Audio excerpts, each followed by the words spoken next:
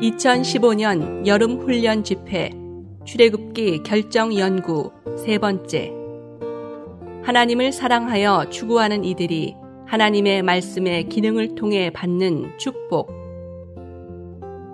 16주 1일 아침의 누림.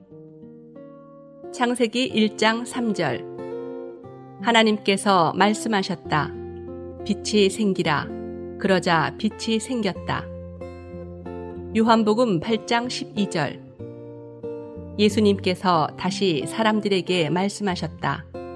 나는 세상의 빛이니 나를 따르는 사람은 결코 어둠 속에 다니지 않고 생명의 빛을 얻을 것입니다.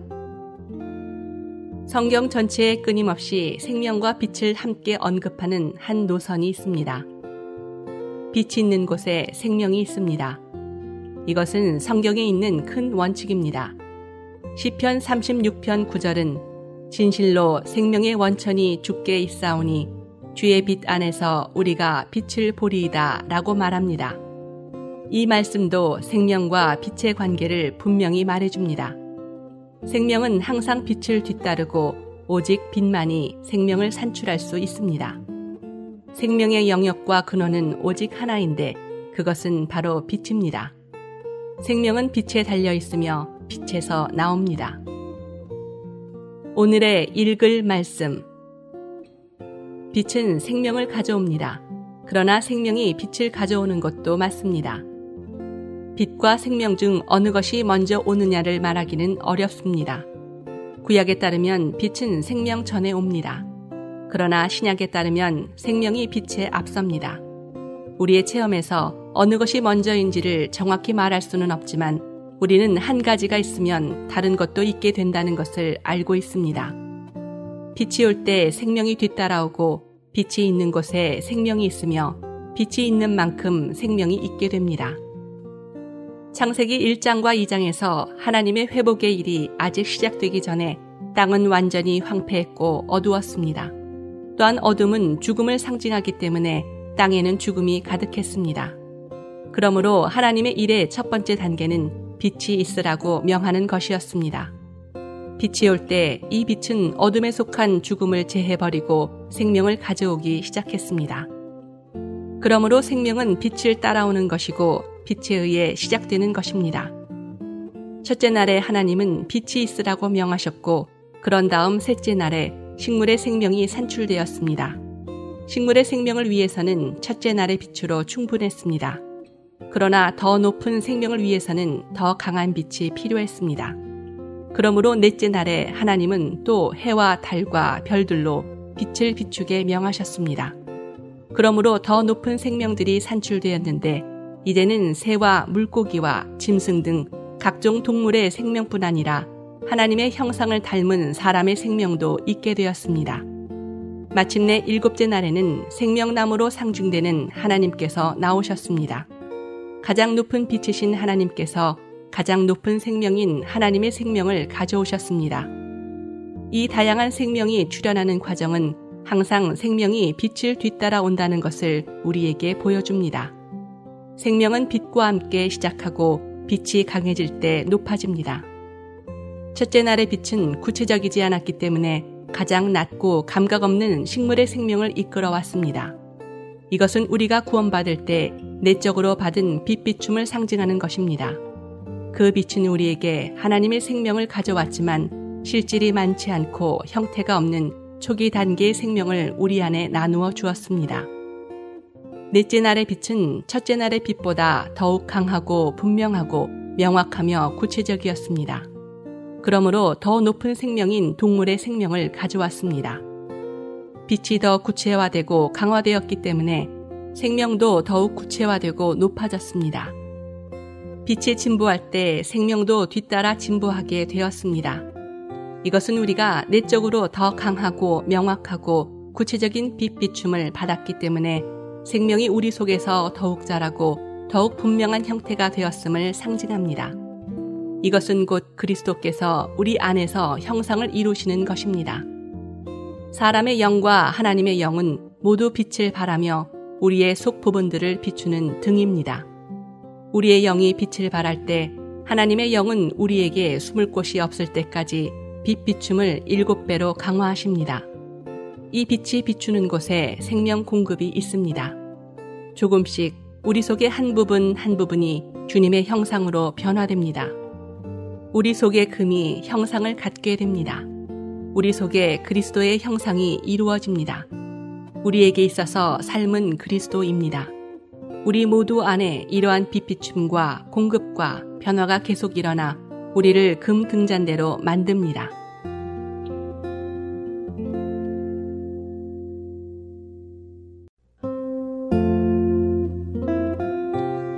(2015년) 여름 훈련 집회 출애굽기 결정 연구 3번째. 하나님을 사랑하여 추구하는 이들이 하나님의 말씀의 기능을 통해 받는 축복. 16주 2일 아침의 누림. 요한복음 1장 5절. 빛이 어둠 속에 비치니 어둠이 그 빛을 이기지 못하였다. 요한일서 2장 8절. 그러나 내가 다시 여러분에게 써 보내는 것은 새 계명입니다. 그것은 주님께도 여러분에게도 참된 것입니다. 왜냐하면 어둠이 지나가고 있고 참빛이 벌써 비치고 있기 때문입니다. 요한일서 1장 5절은 하나님 안에 어둠이 조금도 없다고 말합니다. 마치 빛이 하나님의 표현의 본성인 것처럼 어둠은 악한 일들 가운데 있는 사탄의 본성입니다. 하나님께 감사하는 것은 그분께서 우리를 사탄의 어둠에서 신성한 빛 안으로 구출하셨다는 것입니다. 신성한 빛은 우리 안에서 운행하는 아들 안에 있는 신성한 생명입니다. 이 빛이 우리 속의 어둠을 비춤으로 어둠이 빛을 이길 수 없습니다. 이 빛을 따를 때 우리는 절대로 어둠 안에서 행하지 않을 것인데 어둠은 그 문맥에 따르자면 바로 죄의 어둠입니다. 오늘의 읽을 말씀. 신성한 빛이 비칠 때 우리는 각종 모든 진리들을 보는데 이 진리들은 실제입니다. 그러나 우리가 신성한 빛을 갖고 있지 않고 오히려 어둠 안에 있을 때 우리는 모든 것이 헛되고 공허하다고 느낄 것입니다. 나는 여러분 자신의 체험을 살펴보라고 요청하고 싶습니다. 신성한 빛 안에 있을 때 우리는 진리, 곧 실제를 볼 수 있습니다. 예를 들어 우리가 빛 안에 있을 때 하나님은 우리에게 실제가 되시며 신성한 생명 또한 우리에게 실제가 됩니다. 더 나아가 하나님의 거룩함과 사랑과 은혜 등도 모두 우리에게 실제가 됩니다. 빛 안에서 행할 때 우리는 실제를 하나씩 보게 됩니다. 그러나 어둠 안에 있을 때 아무것도 우리에게 실제가 아닙니다. 모든 것이 공허하고 헛됩니다. 어둠 안에 있을 때 우리는 아무것도 보지 못하기 때문에 아무런 실제도 갖지 못합니다. 실제의 느낌 대신 공허하고 허무한 느낌만 갖게 됩니다. 시편 119편과 19편에서 우리는 하나님의 살아있는 말씀인 하나님의 율법이 하나님을 사랑하여 추구하는 이들에 대해 적어도 26가지의 기능을 갖고 있음을 봅니다. 하나님의 말씀이 우리에게 빛을 준다는 것은 이미 지적하였습니다. 말씀은 또한 생명을 줍니다. 시편 119편을 주의 깊게 읽어보면 소성시키다 라는 단어가 많이 사용되었음을 볼 것입니다. 소성시키다 라는 히브리어 단어는 생명을 주다 라는 의미의 헬라어와 같습니다. 하나님의 말씀은 우리에게 빛을 줍니다. 그런 다음 우리를 소성시키고 생기를 주며 생명을 줍니다. 그러므로 우리는 살아있는 말씀, 즉 하나님 자신으로 말미암아 삽니다. 하나님을 사랑하여 추구하는 이들은 그분의 살아있는 말씀을 통하여 생명과 생기와 활력을 공급받습니다. 우리의 영적 체험을 볼 때 가장 먼저 우리는 빛을 얻습니다. 그러나 우리가 빛을 얻은 후에 이 빛이 생명이 되어야 합니다. 생명은 빛보다 더 깊은 것입니다. 빛이 올 때마다 생명 또한 와야 합니다. 사실상 생명이 빛을 담고 있습니다. 요한복음 1장 4절은 그분 안에 생명이 있었으며 그 생명은 사람들의 빛이었다 라고 말합니다. 생명이나 빛 중에서 어느 것이 먼저 오는지를 결정하기는 어렵습니다. 일반적으로 빛이 생명보다 먼저 옵니다. 창세기 1장에 따르면 먼저 빛이 오게 되고 그런 후에 생명의 각 방면들이 나타납니다. 우리의 체험에서 생명이 없이 빛을 가질 수 있습니다. 빛은 주로 혼, 특히 생각의 영역 안에 있습니다. 생명은 분명히 우리의 영 안에 있습니다. 빛을 가지는 것도 좋지만 이 빛은 생명이 될 때까지 더 깊이 들어와야 합니다.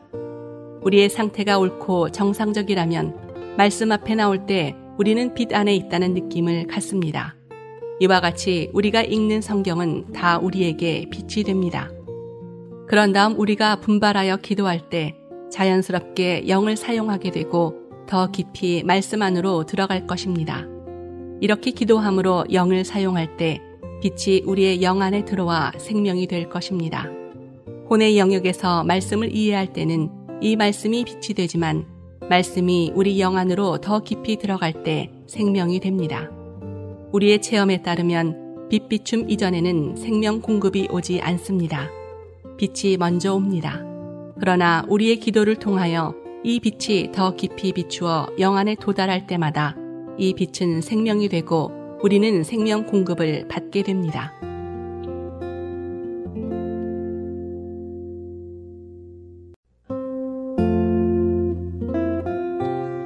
(2015년) 여름 훈련 집회 출애굽기 결정 연구 세 번째. 하나님을 사랑하여 추구하는 이들이 하나님의 말씀의 기능을 통해 받는 축복. 16주 3일 아침의 누림. 고린도전서 3장 9절. 왜냐하면 우리는 하나님의 동역자들이기 때문입니다. 여러분은 하나님의 경작지이며 하나님의 건축물입니다. 골로새서 2장 19절. 머리를 붙들지 않습니다. 온몸은 마디와 힘줄을 통하여 머리로부터 풍성하게 공급을 받고 함께 짜여 하나님께서 잘하심으로 자라는 것입니다. 온 우주 가운데에서 빛은 생명이 이르는 열쇠입니다. 식물과 동물과 사람은 모두 살아가기 위해 빛을 필요로 합니다. 성경에서 우리 그리스도인들은 하나님의 아들들과 빛의 아들들이라고 불립니다. 빛의 아들들로서 우리는 빛 안에서 살아야 하며 빛 안에서 행하고 빛 안에 머물며 완전히 빛 안에 있는 사람들이 되어야 합니다. 빛 안에 있을 때 우리는 삼일 하나님과의 교통 안에 있습니다. 그럴 때 우리는 그분의 어떠하심에 참여하게 되고 그분을 누리게 됩니다. 오늘의 읽을 말씀. 영 안에 있을 때 우리는 매우 세밀하고 조금도 조잡하거나 거칠지 않습니다. 거칠면서 여전히 영 안에 있는 것은 불가능한 일입니다. 영 안으로 들어간 사람은 모두 매우 섬세한 사람이 됩니다. 누군가가 거칠다면 그는 확실히 육체 안에 있는 것입니다. 어느 정도만 섬세한 사람도 혼 안에 있습니다. 그러나 그가 매우 섬세하다면 그는 영 안에 있는 것입니다. 생명 공급을 흡수하는 뿌리털은 우리 영 안에서만 발견됩니다. 뿌리털을 통하여 우리는 물의 형태로 된 음식을 생명 공급으로 흡수합니다. 물질적인 음식을 먹을 때에도 물이 필요합니다. 우리는 물 없이 음식을 씹을 수 없고 흡수할 수 없습니다. 영적 체험에서 비추어 볼 때 음식의 공급은 물 안에 있습니다. 강가에 심어진 나무는 물로부터 영양분을 공급받습니다. 모든 영양분은 물 안에 포함되어 있습니다. 작은 뿌리털은 물을 흡수함으로써 물 안에 있는 영양분을 흡수합니다. 성경 말씀은 우리의 영 안에 들어와서 자양분이 풍부한 음식의 모든 요소를 포함한 물이 되어야 합니다. 이 물은 입이나 마음이 아니라 오직 우리의 영 안에 있습니다. 생명을 공급하는 물은 항상 우리의 영으로 깊이 흘러 들어갑니다. 하나님의 영은 우리의 생각 안에 거하지 않으시고 우리의 영 안에 거하십니다. 성경에서 말씀은 음식으로, 그 영은 물로 비유됩니다. 음식인 말씀은 우리의 생각 안에 남지만 이 음식이 물인 그 영이 되려면 반드시 우리의 영 안에 들어가야 합니다. 말씀이 우리의 영 안에서 물이 될 때 우리는 자양분이 되는 요소를 받게 됩니다. 이럴 때 우리는 빛 비춤과 생명 공급을 얻으며 적셔지게 됩니다. 우리는 그리스도 안에 뿌리를 내린 살아있는 식물입니다. 우리는 그분 안에 뿌리를 내렸기 때문에 그 어떤 것도 그분을 대체하지 못하게 해야 합니다. 우리는 다만 살아있는 땅이신 그리스도 안에서 행하고 토양의 풍성을 우리 안으로 흡수함으로써 자라야 합니다. 이런 식으로 머리이기도 한 이 토양으로부터 우리 속으로 그 풍성이 공급될 것입니다. 그 결과 온몸이 삼일 하나님의 자라심으로 자랄 것입니다. 우리가 그리스도 안에서 행하면 행할수록 더욱더 우리는 토양의 풍성, 곧 머리의 풍성한 공급을 흡수하게 될 것입니다. 그럴 때 우리는 머리를 붙듦으로써 그리스도 안에서 참되고 합당한 성장을 체험하게 될 것입니다. 나는 주님을 접촉하고 많은 기도와 함께 말씀 안에서 시간을 보내면서 그리스도 안에 깊이 뿌리를 내린 결과로서 산출된 것을 신뢰합니다. 우리가 그리스도 안에 뿌리를 내릴 때 우리는 어떤 일들에 관해서 결심할 필요가 없습니다. 왜냐하면 우리는 자연히 그분 안에서 행할 것이기 때문입니다. 성장과 건축은 모두 뿌리를 내리는 것에 달려 있습니다. 이것이 골로새서 2장 7절에서 바울이 뿌리를 내리는 것에 대해 완료 시제를 사용한 이유입니다. 좋은 땅이신 그리스도는 성도들에게 할당된 몫이십니다. 좋은 땅이신 그리스도 자신께서 풍성하고 비옥한 토양이십니다. 그분 안에 뿌리를 내렸기 때문에 우리는 매일 그리스도의 풍성한 영양 공급을 우리 안으로 흡수하여 우리를 자라게 하는 요소가 되게 해야 합니다. 하루 온종일 부드러운 뿌리가 토양이신 그리스도의 풍성을 흡수해야 합니다. 이 풍성을 더 많이 흡수할수록 더욱더 우리는 그리스도로 적셔지고 유기적으로 그리스도로 대치될 것입니다. 이것이 그리스도 안에서 성장하고 건축되는 것입니다.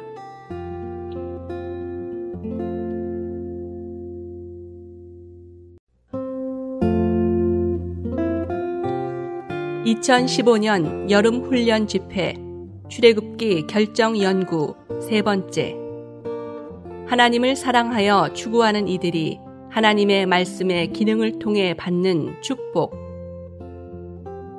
16주 4일 아침의 누림. 요한복음 20장 22절. 예수님께서 이 말씀을 하신 후 그들 안으로 숨을 불어넣으시며 말씀하셨다. 성령을 받으십시오. 디모데후서 3장 16절. 모든 성경은 하나님께서 숨을 내쉬신 것이며 가르치고 책망하고 바로잡고 의로 교육하는 데에 유익합니다. 만일 우리가 토양이신 그리스도의 풍성을 흡수하려면 부드럽고 새로운 뿌리들을 갖는 것이 필요합니다. 여러분 자신을 낡아지게 하지 말고 날마다 신선하고 새로워지게 해야 합니다. 주님께 이렇게 기도하십시오. 주님, 저의 헌신이 신선해지기를 원합니다. 저는 새롭게 당신께 열어드리길 원합니다. 당신의 풍성을 흡수할 수 있도록 제 뿌리들이 부드럽게 되길 원합니다. 주님, 제 뿌리들이 낡아지지 않게 하소서. 만일 우리의 뿌리들이 그리스도의 풍성을 흡수하기 위해 부드럽고 새롭다면 우리는 우리가 동화시킨 그 풍성으로 자동적으로 자랄 것입니다. 이것이 매일, 매시간, 주간적으로 그리스도를 누리고 체험하는 것입니다. 오늘의 읽을 말씀. 성경을 읽거나 가르칠 때 더욱더 영 안에 있기 위해서는 많은 기도가 필요하다는 것을 우리는 체험적으로 알고 있습니다. 우리는 기도의 사람이 되어야 합니다. 달리 말해서 우리는 계속적으로 주님을 호흡하고 있는 사람, 곧 항상 하나님을 들이쉬는 사람이어야 합니다. 성경을 읽는 것은 일종의 들으시는 것이 되어야 하며 성경을 가르치는 것은 일종의 뇌시는 것이 되어야 합니다.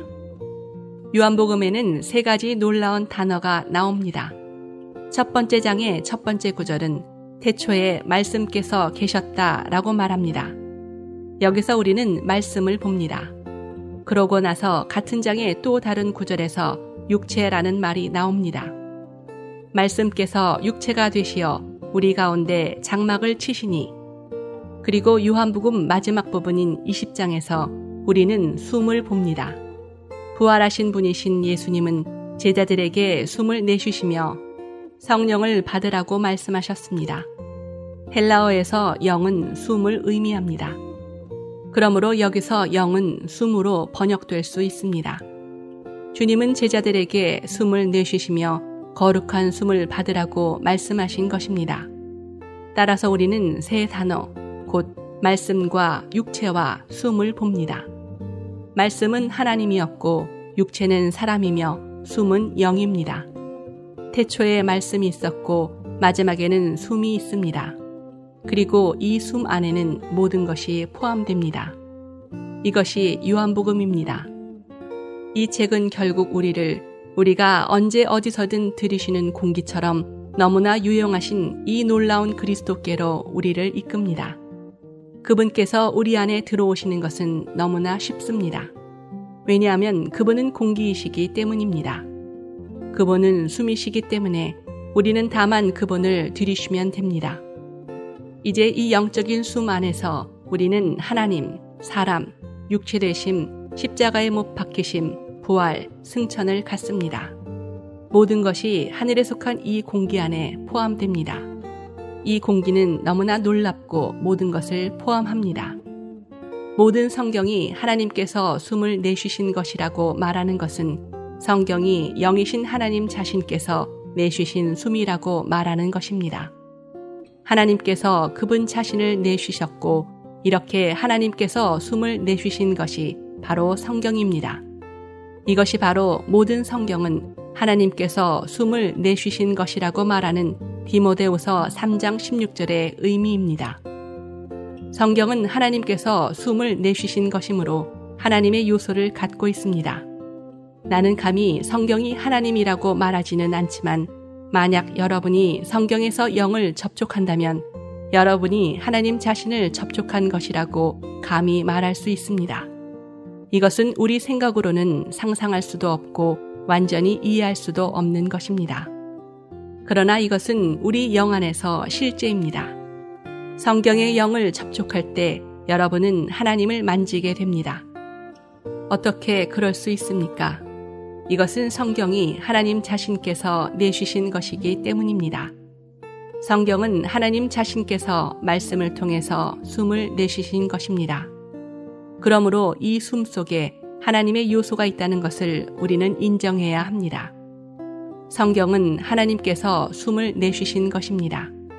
이것은 성경이 하나님께서 내쉬신 말씀만이 아니라 하나님께서 말씀 안에서 그분 자신을 내쉬신 것을 의미합니다.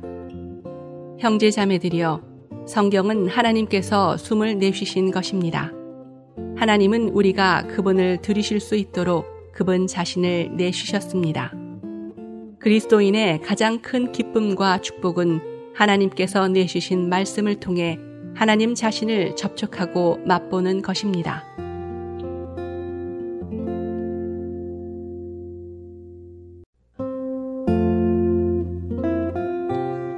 (2015년) 여름 훈련 집회 출애굽기 결정 연구 세 번째.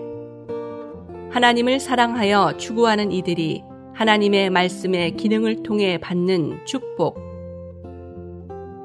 16주 5일 아침의 누림. 시편 73편 26절.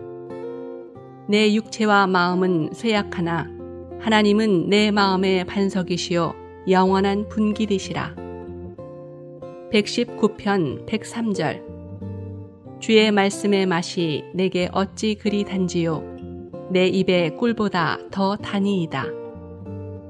디모데후서 3장 16절에 따르면 성경은 하나님께서 숨을 내쉬신 것입니다. 이것은 성경이 하나님에게서 나온 숨이라는 것을 가리킵니다. 하나님께서 성경 안에 그분 자신을 숨으로 내쉬셨으므로 우리가 성경을 읽는 것은 하나님의 숨을 받아들이는 것이어야 합니다. 하나님께서 그분 자신을 숨으로 내쉬실 때 그것은 그분 자신을 내쉬시는 것입니다.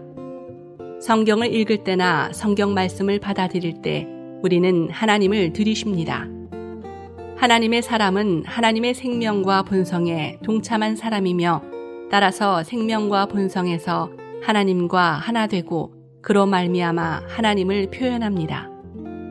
이것은 경건의 비밀, 곧 하나님께서 육체로 나타나신 것과 일치합니다. 하나님의 호흡인 성경을 통하여 하나님의 사람은 온전하게 되며 온갖 선한 일을 위하여 충분히 준비됩니다. 오늘의 읽을 말씀. 최고의 축복은 하나님 자신을 우리의 몫으로 누리는 것입니다. 시편 119편 57절에서 시편 기자는 여호와는 나의 몫이시니 라고 선포합니다. 하나님을 우리의 몫으로 가질 때 빛과 생명과 물과 이런 것들이 가져오는 모든 유익을 얻을 뿐 아니라 하나님 자신을 얻게 됩니다. 어떤 이들은 구약의 성도들이 하나님을 그들의 몫으로 누리지 않았다고 생각할지도 모릅니다. 그러나 시편 119편을 쓴 사람은 주님이 자신의 몫이었음을 분명히 말합니다. 시편 기자가 하나님의 말씀을 지켰기 때문에 하나님은 그의 몫이 되실 수 있었습니다. 하나님을 우리의 몫으로 소유하는 것은 너무나 위대한 일입니다. 우리는 합당하게 말씀을 접촉함으로 주님 자신을 받아들입니다. 우리는 그분을 떠나서 생명이나 빛이나 생수를 받을 수 없습니다. 그렇게 할 수 없습니다. 우리가 누리는 빛과 생명과 생수는 사실상 하나님 자신입니다. 하나님은 또한 우리의 구원과 음식과 음료와 위로와 보호이십니다. 살아있는 말씀을 통해 우리가 받아들인 앞에 10가지 축복의 각 방면은 하나님 자신입니다. 주님께서 우리의 몫이시라는 시편 119편의 선포는 매우 중요한 것입니다. 하나님께서 우리의 몫이심으로 우리는 빛을 받아들일 수 있습니다. 하나님께서 우리의 몫이심으로 우리는 생명과 생수 또한 얻을 수 있습니다. 주님께서 우리의 몫이심으로 다른 모든 축복들이 말씀을 통해 우리에게 옵니다. 우리에게 하나님이 계시는 한 모든 것이 있는 것입니다. 하나님의 살아있는 말씀으로부터 우리가 받은 모든 축복은 우리를 주님 자신께로 인도합니다. 시편 기자의 간증은 그가 주님의 말씀을 지켰으므로 주님께서 그의 몫이 되셨다는 것입니다. 하나님의 말씀을 지킴으로 시편 기자는 하나님 자신께 동참했고 하나님을 누렸습니다. 주님의 말씀을 지킬 때 우리는 또한 그분을 우리의 몫으로 누립니다. 성경만이 저자가 책을 읽는 사람의 몫이라고 말할 수 있습니다. 많은 중국인들이 공자의 책을 공부해 왔으나 공자는 그들의 몫이 되지 않습니다. 마찬가지로 학생들은 교과서의 저자를 그들의 몫으로 체험하지 않습니다. 그러나 책의 저자가 결국 우리의 몫이 되는 한 권의 책이 있는데 바로 하나님의 말씀입니다. 올바른 방식으로 성경 앞에 나올수록 이 책의 저자이신 하나님 자신이 더욱더 우리의 몫이 되실 것입니다. 시편 기자는 하나님을 그의 몫이라고 선포했을 때 아주 참된 것을 누리며 만지고 있었습니다.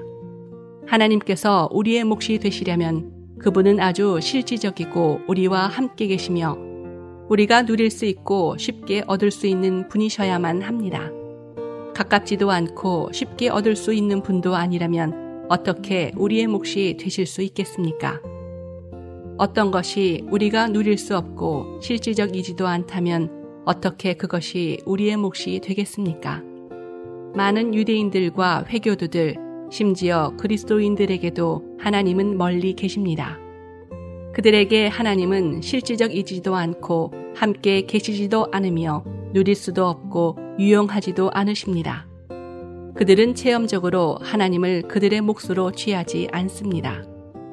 개인적인 체험에서 나는 나의 하나님께서 참으로 나의 몫이 되셨음을 간증할 수 있습니다.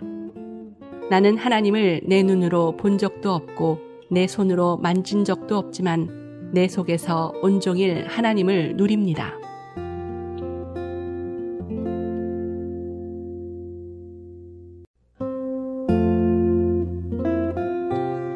(2015년) 여름 훈련 집회 출애굽기 결정 연구 세 번째. 하나님을 사랑하여 추구하는 이들이 하나님의 말씀의 기능을 통해 받는 축복. 16주 6일 아침의 누림. 민수기 6장 25절 26절.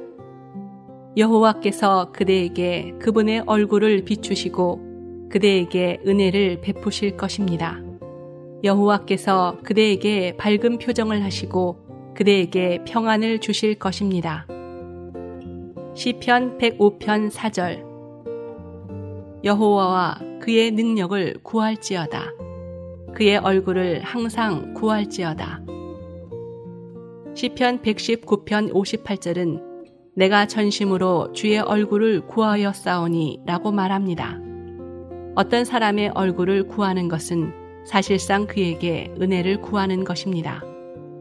주님의 얼굴을 구한다면 우리는 그분의 자비하심을 얻을 것입니다. 어린아이들은 자주 엄마의 얼굴을 간절히 구합니다. 그들에게는 엄마의 얼굴을 보는 것보다 더 친밀한 것이 없습니다. 우리 또한 그처럼 친밀하게 주님을 추구하며 주님의 얼굴을 구해야 합니다. 주님의 얼굴은 그분을 추구하는 이들에게 은혜를 가져다 줍니다. 시편 기자는 필요한 것이 무엇이든 주님의 얼굴을 구하였습니다.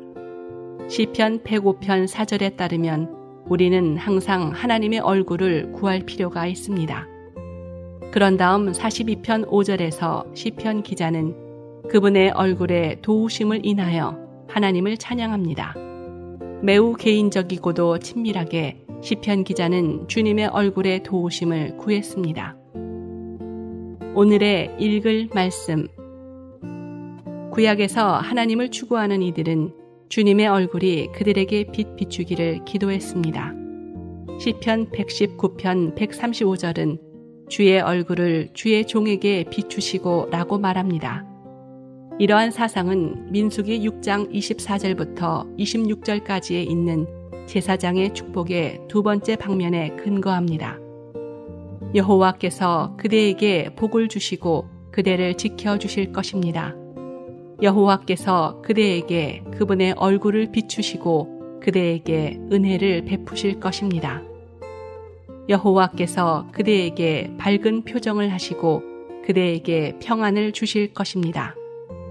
이 삼중 축복은 분명히 삼일성의 축복, 즉 아버지와 아들과 그 영의 축복을 가리킵니다. 민수기 6장 25절과 26절에서 얼굴은 그 사람의 임재를 의미하고 표정은 그 사람의 표현을 의미합니다. 어떤 사람에게 밝은 표정을 한다는 것은 그 사람에게 모든 것을 확증하고 보증하고 약속하며 주겠다는 것을 의미합니다. 아들 예수님은 하나님의 얼굴로 오셨으며 성령은 하나님의 표정으로 오셨습니다.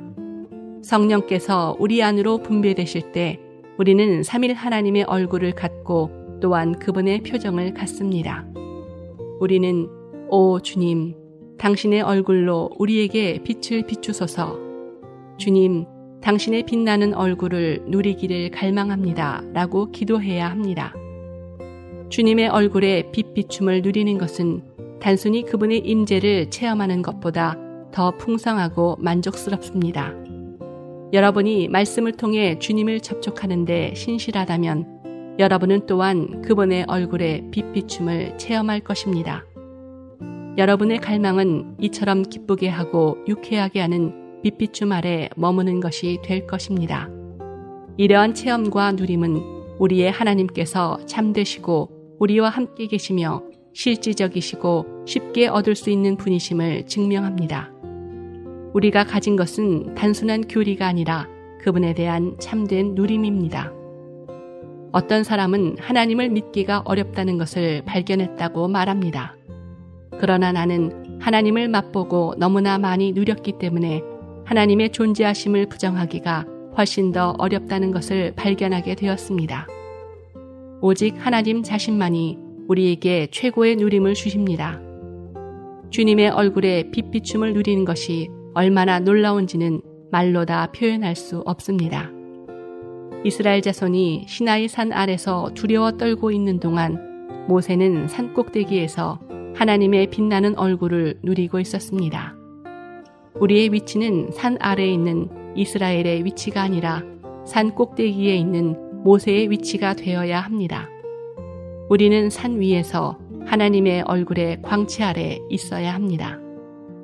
모세가 하나님과 함께 오래 머무는 동안 하나님은 모세에게 말씀하셨고 모세는 하나님을 완전히 주입받고 하나님으로 적셔졌습니다. 그 결과 모세의 얼굴이 빛났습니다. 출애굽기 34장에 따르면 하나님은 모세에게 율법의 돌판들을 주시기 전에 먼저 그분 자신을 누리는 것에 관하여 모세에게 말씀하심으로써 그분 자신을 모세에게 주입하시는 시간을 가지셨습니다. 하나님은 모세에게 율법을 주시기 전에 먼저 그분 자신을 주신 것입니다. 이것이 하나님의 의도를 분명하게 보여줍니다.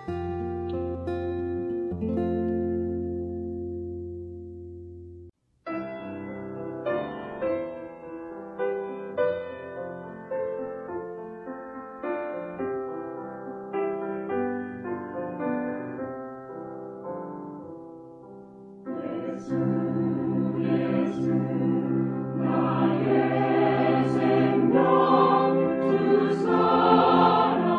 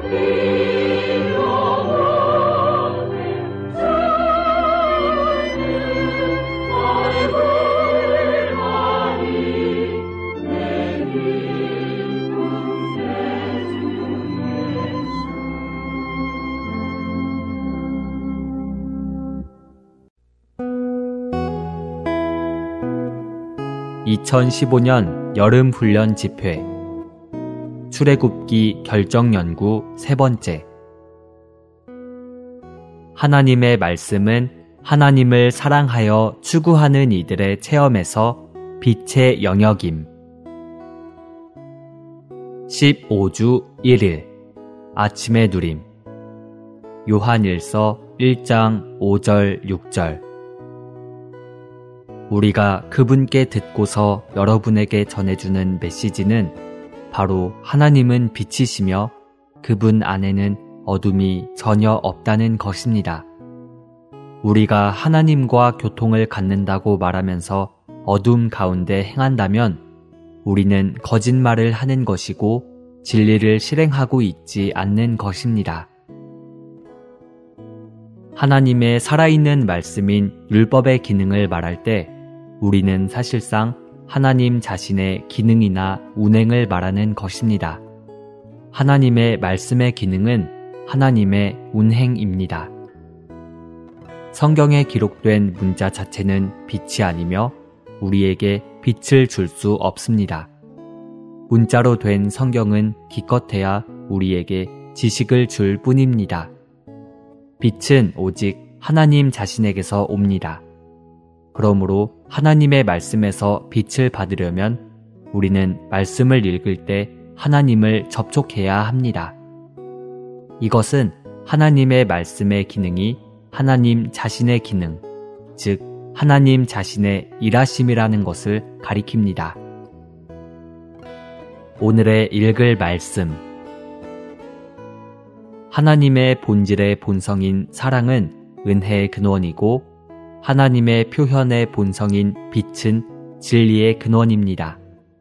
신성한 사랑이 우리에게 나타날 때 그것은 은혜가 되고 신성한 빛이 우리 위에 비출 때 그것은 진리가 됩니다. 하나님은 사랑이십니다. 사랑은 하나님의 내재적인 본성입니다. 하나님은 또한 빛이십니다. 빛은 하나님의 비춤, 곧 하나님의 표현입니다.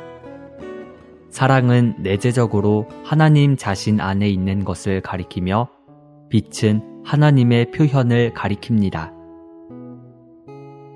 신성한 빛 안에서 행하는 것은 단지 이 빛 안에 거하는 것이 아니라 사실상 하나님 자신인 신성한 빛 안에서 살고 행동하고 일하고 처신하는 것입니다. 우리가 하나님 안에서 거하고 살고 처신할 때 우리는 하나님의 표현인 신성한 빛 안에서 행하는 것입니다. 사람의 계명은 어떤 것이든 일단 주어진 다음에 점차 옛것이 됩니다. 사람의 계명은 살아있는 것이 아닙니다. 이런 계명은 살아있는 것이 아니기 때문에 결코 밝아지거나 빛나지 않습니다. 그러나 주님께서 주신 계명은 그분의 살아있는 말씀입니다. 그분의 계명은 그분의 살아있는 말씀이기 때문에 이 말씀은 빛납니다. 살아있는 이 말씀이 어둠 속에서 밝게 떠오를 때 그것은 하늘에 속한 빛으로 빛납니다. 하늘에 속한 빛의 빛비춤은 옛것을 새로운 것이 되게 합니다. 특히 그것은 옛 계명을 새롭고 신선하며 빛이 충만하게 합니다. 우리가 하나님의 분배하심 아래에 있다면 틀림없이 우리는 영과 사랑과 빛인 하나님의 본성에 참여할 것입니다. 그럴 때 우리는 영과 사랑과 빛 안에서 사는 사람들이 될 것입니다. 이것은 우리가 하나님의 본성의 이러한 요소들로 조성되었다는 의미입니다. 요한일서 1장 5절에서 요한은 하나님은 빛이시며 그분 안에는 어둠이 전혀 없다는 것입니다. 라고 말합니다. 1장 7절에서 요한은 빛에 관해 더 깊은 말을 합니다.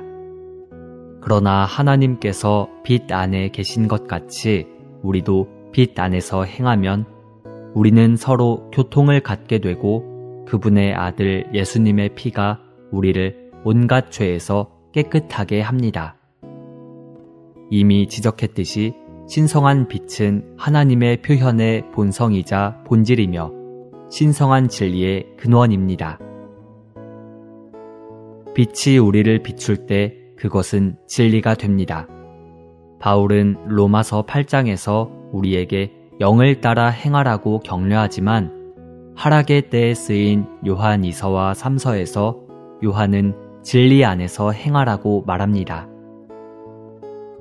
신성한 빛이 비출 때 우리는 각종 진리들을 보는데 이 진리들은 실제입니다. 그러나 우리가 신성한 빛을 갖고 있지 않고 오히려 어둠 안에 있을 때 우리는 만사가 헛되고 공허하다고 느낄 것입니다. 나는 여러분 자신의 체험을 살펴보라고 요청하고 싶습니다. 신성한 빛 안에 있을 때 여러분은 진리, 곧 실제를 볼 수 있습니다. 빛은 하나님의 표현의 본질입니다. 우리는 빛을 표현되신 하나님이라고 말해도 좋습니다. 우리가 이 빛 안에서 행할 때 진리가 나오게 되는데 그 이유는 진리가 빛의 산물이기 때문입니다. 빛은 진리의 근원이고 진리는 빛의 결과이자 산물입니다. 그러므로 신성한 빛 안에 거하고 그 빛 안에서 행할 때 우리는 진리를 실행합니다.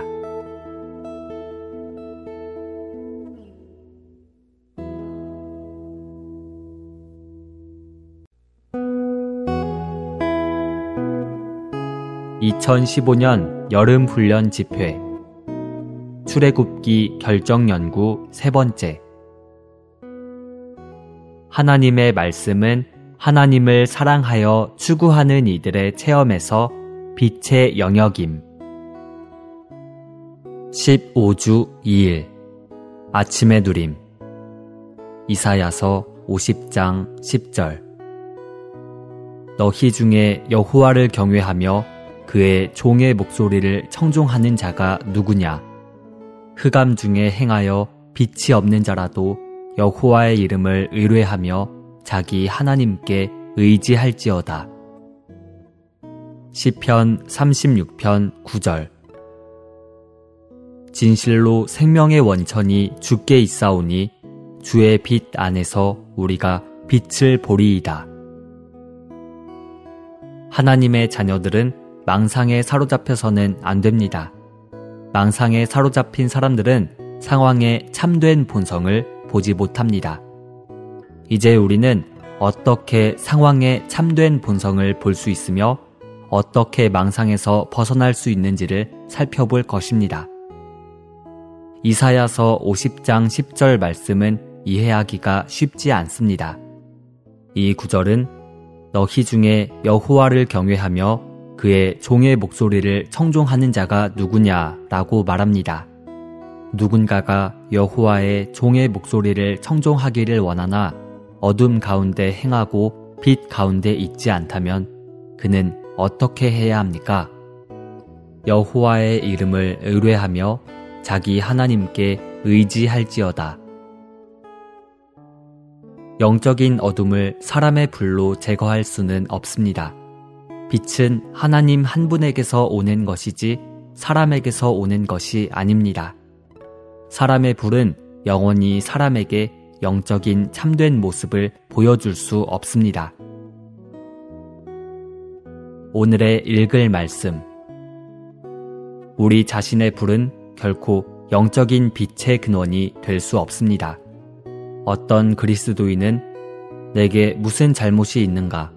나는 조금도 잘못이 없다고 생각하며 조금도 내게 잘못이 있다고 느끼지 않는다 라고 말합니다. 여러분은 자신에게 잘못이 없다고 생각하며 또 그렇게 느끼고 믿는데 여러분은 참으로 믿을만 합니까? 어떤 그리스도인은 어떤 일을 내가 많이 생각해 본 끝에 감히 단언하는데 이 일은 반드시 이렇게 해야 한다 라고 말합니다. 여러분이 그 일을 많이 생각했다고 해서 그렇게 단언할 수 있습니까? 하나님의 말씀에 따라 본다면 이것은 그리스도인의 상황을 아는 방식이 아닙니다. 여러분이 힘을 다해 생각할 수 있으나 여러분이 생각해낸 것은 여전히 사람의 불에 불과합니다. 그리스도인은 자기의 불을 가지고 영적인 길을 갈 수 없습니다. 그리스도인은 응당 주님의 이름을 의뢰하며 자기 하나님을 의지해야 합니다. 이럴 때에만 비로소 볼 수 있으며 영적인 길을 갈 수 있습니다. 많은 때 우리는 스스로 생각하지만 생각할수록 더욱더 분명하지 않고 속임을 당합니다. 우리는 반드시 영적인 빛이 우리의 느낌이나 생각에서부터 오는 것이 아님을 알아야 합니다. 사람이 자기 속에서 빛을 찾으려고 하면 할수록 더욱더 빛을 발견하지 못할 것입니다. 왜냐하면 빛은 거기에 있지 않기 때문입니다. 내가 달콤하다고 생각하는 것이 반드시 달콤한 것은 아니며 내가 쓰다고 생각하는 것이 반드시 쓴 것은 아닙니다. 내가 밝다고 생각하는 것이 반드시 밝은 것이 아니며 내가 어둡다고 생각하는 것이 반드시 어두운 것은 아닙니다. 우리는 우리 자신의 빛으로 하나님의 빛을 대치하지 말아야 합니다. 우리는 하나님에게서 빛을 얻어야 합니다.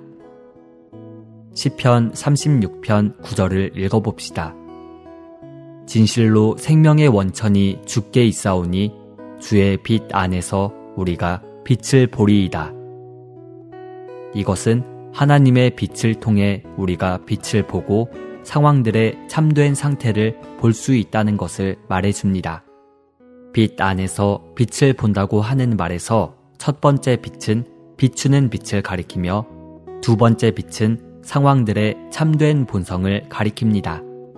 이것은 우리가 하나님의 빛 안에 있을 때에만 어떤 상황의 참된 본성을 볼 수 있다는 것입니다. 우리는 하나님의 빛 안에서 살 때에만 어떤 것의 참된 본성을 볼 수 있습니다.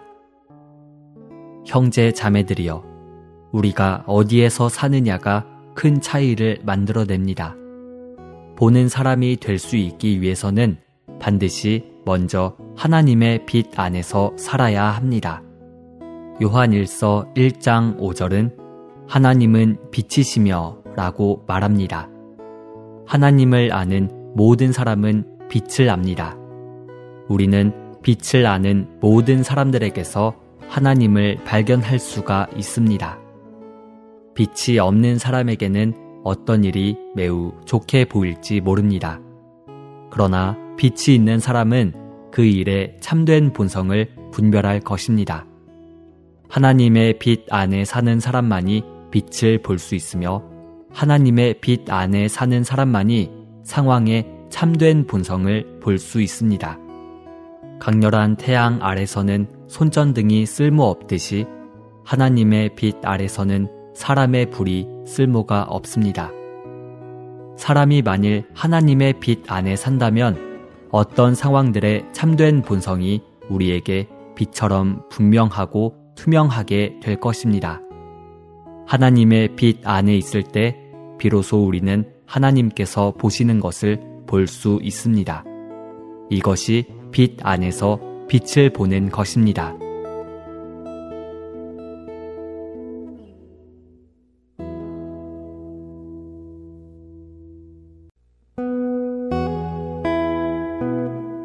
(2015년) 여름훈련 집회 출애굽기 결정연구 세 번째. 하나님의 말씀은 하나님을 사랑하여 추구하는 이들의 체험에서 빛의 영역임. 15주 3일 아침의 누림. 시편 119편 105절. 주의 말씀은 내 발의 등이요 내 길의 빛이니이다. 130절. 주의 말씀을 열면 빛이 비치어 우둔한 사람들을 깨닫게 하나이다. 베드로후서 1장 19절. 또한 우리에게는 신원자가 말한 더 확실한 말씀이 있습니다. 어두운 곳을 비추는 등불에 주의를 기울이는 것처럼 여러분은 날이 밝고 샛별이 여러분의 마음속에 떠오를 때까지 이 말씀에 주의를 기울이는 것이 좋습니다. 하나님께서 하신 말씀이 기록되고 인쇄된 것에 대해 주님을 찬양합니다. 우리는 성경을 그처럼 손쉽게 구할 수 있지만 성경으로부터 축복을 받느냐 못 받느냐는 우리의 상태에 달려 있습니다. 말씀 앞에 나갈 때 우리의 마음이 합당하다면 우리는 빛의 영역 안으로 들어갈 것입니다. 하나님은 빛이시고 이 빛은 말씀 안에 구체화되어 있습니다. 이것은 하나님의 말씀이 신성한 빛이신 하나님의 체현이라는 것을 뜻합니다. 오늘의 읽을 말씀 앞에 나올 때마다 우리는 빛에 옵니다. 왜냐하면 말씀은 하나님의 체현이고 하나님은 빛이시기 때문입니다. 태양빛 아래 서 있을 때 여러분은 빛을 받을 필요가 없습니다. 왜냐하면 이미 빛 안에 있기 때문입니다. 마찬가지로 우리가 합당한 태도로 말씀 앞에 나올 때 우리는 단지 빛을 받는 것만이 아니라 우리가 빛 안에 있고 빛 아래에 있다는 느낌을 갖습니다. 그때 우리의 체험에서 성경 전체는 빛의 책이 됩니다. 성경의 어느 부분을 읽든지 우리는 성경이 밝은 빛이라는 느낌을 갖습니다. 유일한 빛이신 하나님의 체현인 하나님의 말씀은 밝은 빛입니다. 이 빛은 사실상 말씀 안에 계신 하나님 자신입니다. 왜냐하면 말씀은 신성한 빛의 응축이기 때문에 우리는 말씀 앞에 나올 때마다 빛의 분위기 안으로 들어갑니다. 이것은 전등이 켜진 방 안으로 들어가는 것과 같습니다. 전등이 켜진 방 안에 있을 때 우리는 다만 빛을 받는 것이 아니라 빛의 영역 안에 있는 것입니다. 시편 119편 130절은 말씀에 입구가 있다고 말합니다. 이것은 성경에 문이 있다는 뜻입니다. 내 체험에 따르면 이 문의 빗장은 안쪽에 있는 것이 아니라 바깥쪽에 있습니다. 즉, 우리가 있는 쪽에 문의 빗장이 있습니다. 이것은 문이 닫혀 있다면 문을 닫은 사람이 바로 우리라는 것을 의미합니다. 시편 119편 105절에서 시편 기자는 빛에 관하여 실질적인 말을 합니다. 주의 말씀은 내 발의 등이요 내 길의 빛이니이다. 이것은 교리나 가르침에 속한 것이 아니라 시편 기자가 매일의 생활에서 체험한 것입니다. 그의 매일의 생활의 한 걸음 한 걸음마다 말씀이 그의 빛이었습니다.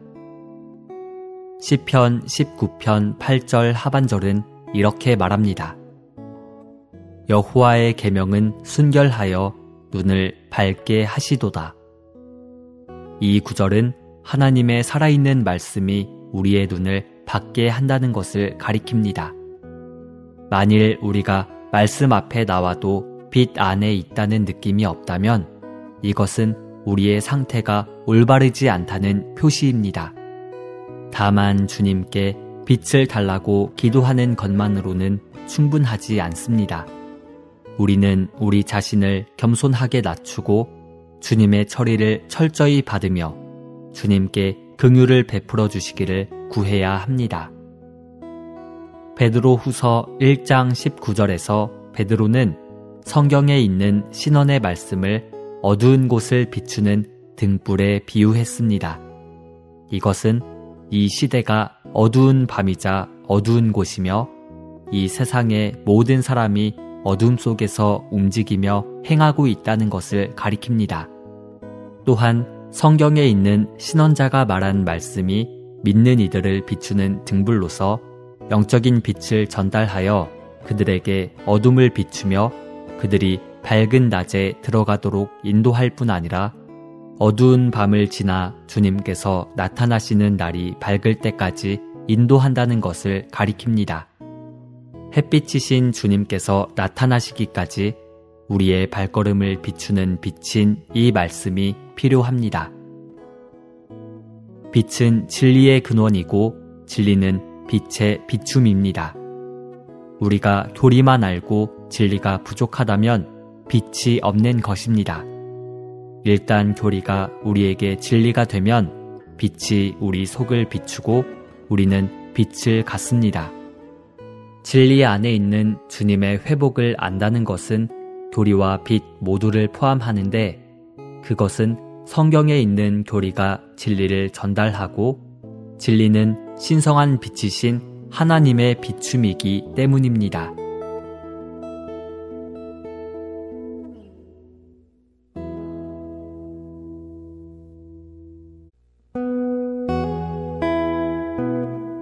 (2015년) 여름 훈련 집회 출애굽기 결정연구 3번째. 하나님의 말씀은 하나님을 사랑하여 추구하는 이들의 체험에서 빛의 영역임. 15주 4일 아침의 누림. 에베소서 5장 8절 9절. 여러분이 전에는 어둠이었으나 이제는 주님 안에서 빛입니다. 빛의 자녀들답게 행하십시오. 빛의 열매는 온갖 선과 의와 참된 것에 있습니다. 에베소서 5장 8절에서 바울은 여러분이 전에는 어둠이었으나 이제는 주님 안에서 빛입니다. 빛의 자녀들답게 행하십시오 라고 말합니다. 우리는 전에 어두웠을 뿐 아니라 어둠 그 자체였습니다. 이제는 빛의 자녀들일 뿐 아니라 빛 그 자체입니다. 빛이 하나님인 것처럼 어둠은 마귀입니다. 전에 우리는 마귀와 하나였기 때문에 어둠이었습니다. 이제는 주님 안에서 하나님과 하나이기 때문에 우리는 빛입니다. 이 구절에서 바울은 빛의 자녀들답게 행하십시오라고 권면합니다. 하나님께서 빛이신 것처럼 하나님의 자녀들인 우리 역시 빛의 자녀들입니다. 이제 우리는 주님 안에서 빛이기 때문에 빛의 자녀들답게 행해야 합니다. 오늘의 읽을 말씀. 빛의 자녀들답게 행하라고 명한 후 바울은 에베소서 5장 9절에서 빛의 열매에 관한 삽입절을 넣어 빛의 열매는 온갖 선과 의와 참된 것에 있습니다 라고 말합니다. 선은 빛의 열매의 본성이고 의는 빛의 열매를 산출하는 방법이나 절차이며 참된 것은 실제, 즉 빛의 열매의 참된 표현입니다. 이 표현은 하나님 자신입니다. 빛의 열매는 반드시 그 본성이 선해야 하고 그 절차가 의로워야 하며 그 표현이 참되어야 합니다. 이럴 때 하나님께서 우리의 매일의 행함의 실제로서 표현되실 것입니다. 빛의 열매에 대해 말할 때 바울이 다만 3가지, 곧 선과 의와 참된 것만 언급하고 있는 것은 의미심장합니다. 바울은 거룩함이나 친절함이나 겸손에 대해 말하지 않았습니다. 바울이 이 3가지 것들만 언급한 이유는 선과 의와 참된 것 안에 있는 빛의 열매가 삼일 하나님과 관계 있기 때문입니다. 선은 빛의 열매의 본성을 가리킵니다. 주 예수님은 선하신 분은 오직 하나님 자신이라고 지적하셨습니다. 그러므로 여기서 선은 아버지 하나님을 가리킵니다. 선이신 아버지 하나님은 빛의 열매의 본성입니다. 여기서 바울이 빛의 일이나 빛의 행위라 말하지 않고 빛의 열매라고 말한 것에 주의하십시오. 열매는 본성을 가진 생명의 문제입니다. 빛의 열매의 본성은 하나님 아버지입니다. 이미 지적했듯이 의는 빛의 열매의 방법이나 절차를 의미합니다. 의는 빛의 열매가 산출되는 절차입니다. 신격 안에서 아들이신 그리스도는 우리의 의이십니다. 그분은 이 땅에 오셔서 하나님의 절차에 따라 어떤 것들을 산출하셨는데 그분께서 따르신 하나님의 절차는 언제나 의로웠습니다. 의는 하나님의 길이자 절차입니다. 그리스도는 하나님의 의로운 절차에 따라 하나님의 목적을 성취하려고 오셨습니다. 그러므로 빛의 열매의 둘째 방면은 아들 하나님을 가리킵니다. 참됨은 빛의 열매의 표현입니다. 이 열매는 반드시 실제이어야 합니다. 즉, 감추어진 빛의 비춤인 하나님의 표현이어야 합니다. 의심할 바 없이 참된 것은 삼일 하나님의 세 번째이신 실제의 영을 가리킵니다. 그러므로 선이신 아버지와 의이신 아들과 참된 것, 곧 실제이신 그 영은 모두 빛의 열매와 관계됩니다. 에베소서 5장 9절은 빛의 자녀들답게 행하는 것에 대한 정의입니다. 만일 우리가 빛의 자녀들답게 행한다면 9절에서 묘사된 열매를 맺을 것입니다. 주 예수님께서 산꼭대기에서 빛나신 것은 왕국이 임하는 것이었습니다. 왕국은 단지 하나의 시대나 영역만이 아닙니다. 우리의 어휘는 이것을 묘사하기에 충분하지 않습니다. 산 위에서 주 예수님께서 변형되신 것, 곧 빛을 발하신 것이 바로 왕국이 능력으로 임하는 것이었습니다. 왕국은 바로 주 예수님께서 우리 위에 빛 비추시는 것입니다. 나는 이 문장이 여러분에게 깊은 인상을 주기를 바랍니다.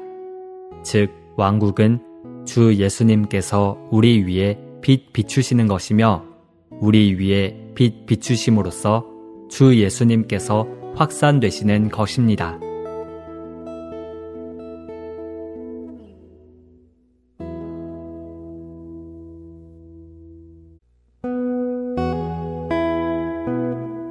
(2015년) 여름훈련 집회 출애굽기 결정연구 세 번째.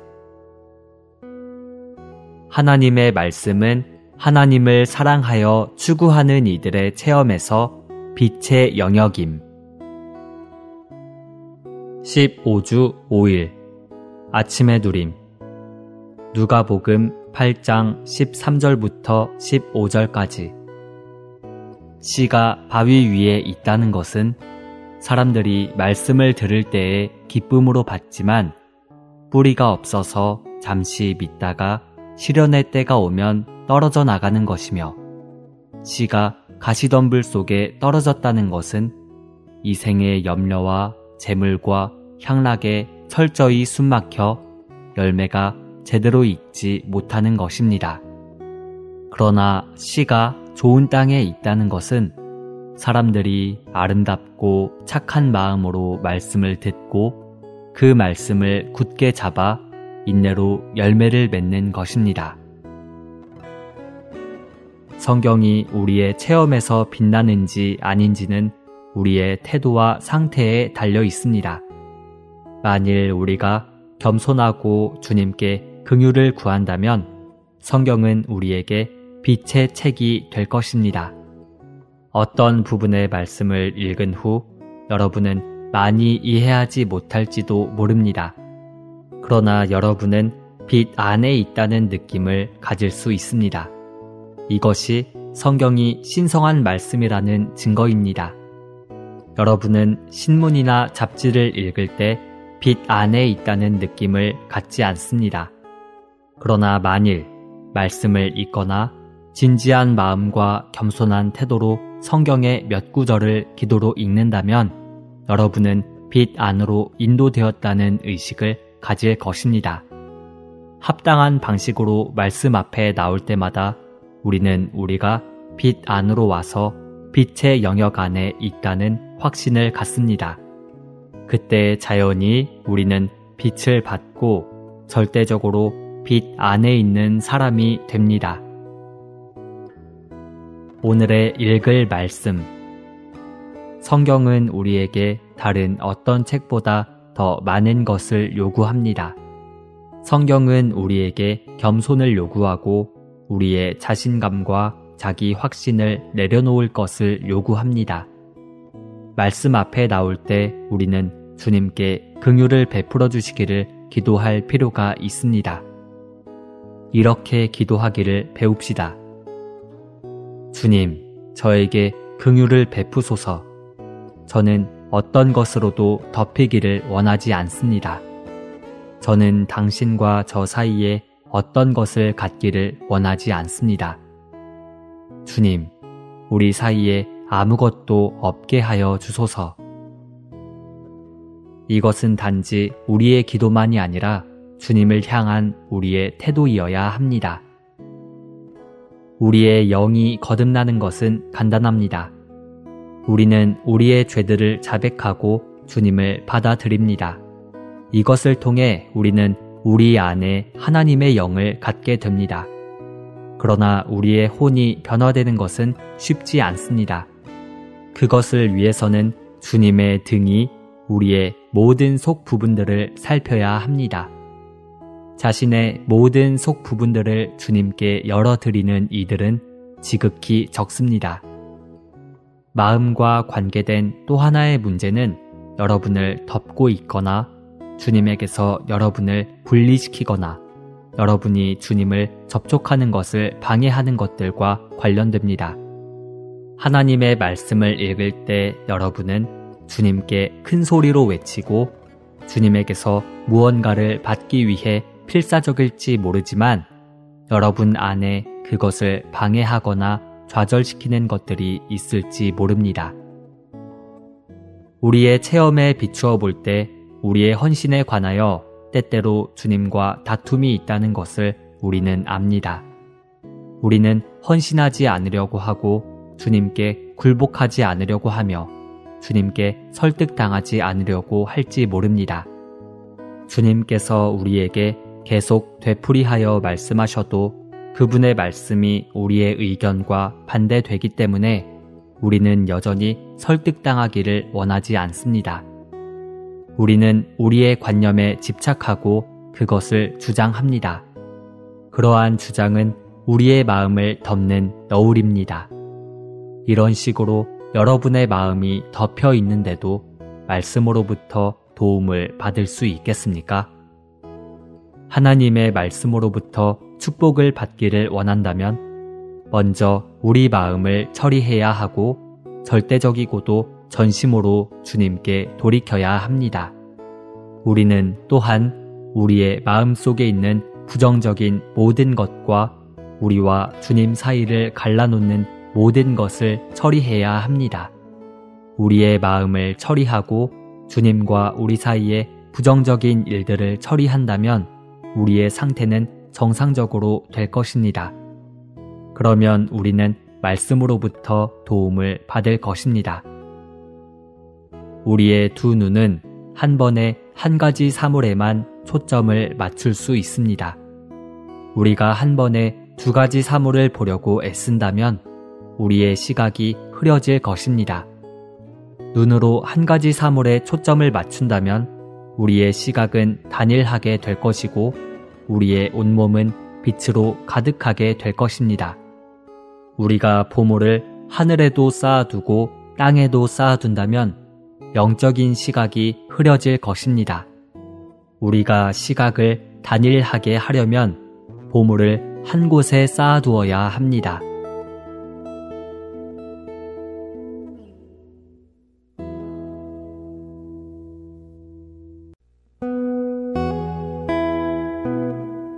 (2015년) 여름훈련 집회 출애굽기 결정연구 세 번째. 하나님의 말씀은 하나님을 사랑하여 추구하는 이들의 체험에서 빛의 영역임. 15주 6일 아침의 누림. 이사야서 50장 11절. 보라, 불을 피우고 횃불을 둘러띈 자여, 너희가 다 너희의 불꽃 가운데로 걸어가며 너희가 피운 횃불 가운데로 걸어갈지어다. 너희가 내 손에서 얻을 것이 이것이라. 너희가 고통이 있는 곳에 누우리라. 마태복음 5장 8절. 마음이 순수한 사람들은 복이 있습니다. 왜냐하면 그들이 하나님을 볼 것이기 때문입니다. 하나님의 빛은 사람의 손의 통제 아래 있지 않고 하나님의 손의 통제 아래 있으며 절대적으로 하나님의 긍휼에 달려 있습니다. 어떤 사람은 우리가 자연의 빛은 통제할 수는 없지만 전등과 등불과 촛불을 켜서 스스로 빛을 만들 수는 있다고 말할지 모릅니다. 그러나 영적인 일에서 빛비춤을 받는 것은 그런 식으로 될 수는 없습니다. 우리는 오직 하나님께서 빛 비추시기를 기다릴 수밖에 없습니다. 만일 하나님께서 비추지 않으신다면 결코 스스로 빛을 만들어내지 말아야 하며 스스로 빛을 찾지도 말아야 합니다. 오늘의 읽을 말씀. 성경 전체에서 이사야서 50장 10절과 11절은 빛 비추는 문제에 대해 가장 분명하게 언급한 곳입니다. 이 구절들은 한 면에서 우리에게 올바른 길을 지시하는데 그것은 만일 하나님을 경외하고 하나님의 말씀을 청종하는 우리가 어둠에 빠져 빛을 잃을 때에는 아무것도 하지 말고 오직 주님의 이름만을 의뢰하고 자기의 하나님을 의지하며 하나님의 비추심을 기다리는 것입니다. 왜냐하면 오직 하나님만이 빛이시자 빛의 근원이시며 오직 하나님의 빛 안에서만이 우리가 빛을 볼 수 있기 때문입니다. 또 한 면에서 이 구절들은 우리에게 경고를 하는데 그것은 우리가 빛이 없을 때 스스로 길을 찾기 위해 횃불을 켜거나 스스로 빛을 만들지 않는 것입니다. 왜냐하면 우리가 하나님을 기다리지 않고 스스로 만든 빛으로 자신을 둘러 비추면 일시적으로는 자신이 켠 횃불 가운데 행할 수 있겠지만 결국에는 고통 중에 눕게 되기 때문입니다. 사람은 하나님의 빛 아래서 자기 자신을 알 때에만 자신을 참되게 알 수 있습니다. 우리가 만일 하나님의 빛 가운데 살지 않는다면 죄를 범해도 죄의 악함을 느끼지 못할 것입니다. 우리는 겉으로는 매우 영적인 것 같으나 속으로는 자신이 얼마나 육체에 속했는지를 알지 못합니다. 하나님의 빛이 우리에게 비추어져야 우리의 참된 상태가 드러나고 우리는 우리 자신이 얼마나 눈멀었었는지를 알고 인정하게 됩니다. 방주에는 하늘을 향한 창문이 하나 있었습니다.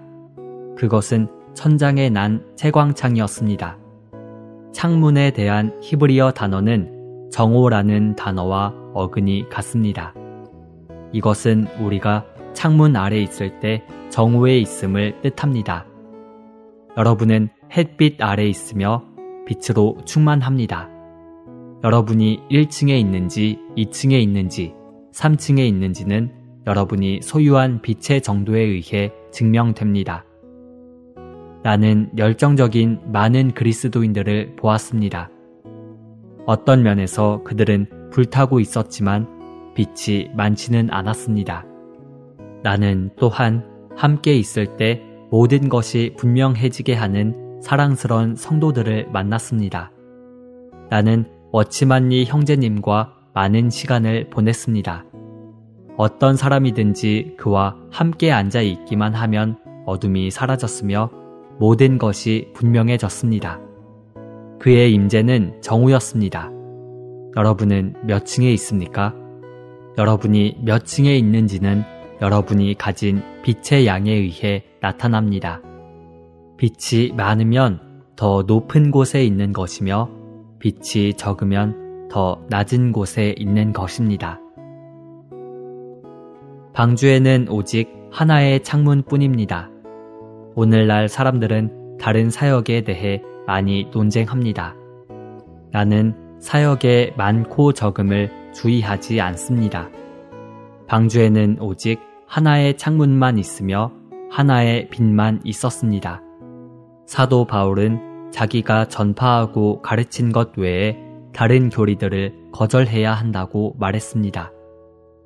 하나님의 경륜과 하나님의 교회 안에는 오직 하나의 창문만 있어야 합니다. 빛은 동서남북에서 와서는 안 되며 하늘에서 와야 합니다. 하나님의 건축물에는 오직 한 창문, 한 계시, 한 이상만 있어야 합니다. 빛은 위에서부터 옵니다. 우리가 순수한 마음으로 하나님을 찾는다면 하나님을 볼 것입니다. 하나님을 보는 것은 마음이 순수한 사람들에 대한 보상입니다. 이 복은 오늘날과 오는 시대를 위한 것입니다.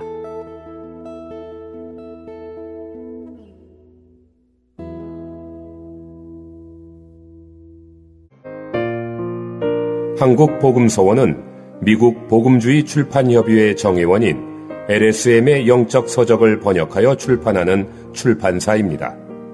도서문의는 1600-3191, 인터넷 주문은 www.kgbr.co.kr입니다.